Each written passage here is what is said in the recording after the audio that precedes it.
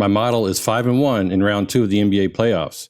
My best bets are 9-4 for the entire playoffs. What's up, everybody? This is Kerry. In this video, I'm going to give you my best bets and my model picks for Thursday, May 9th, and the games on Friday, May 10th. Let's see how the model is doing so far. As I just mentioned, in round 1, it's 22 and 21 for 51%.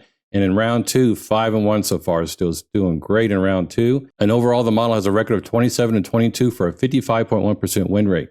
This model is designed to pick the spread for each of the games. Now, I don't go with the model each and every time, but I'm going to give you the model picks for each and every game.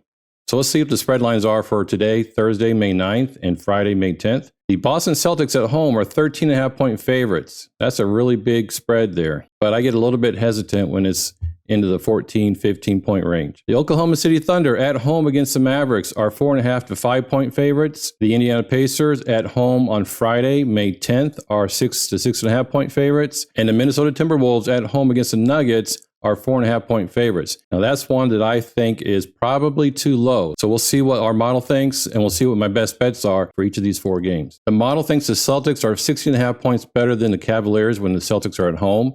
And since the sports books are at 13.5, the model would make this as the pick.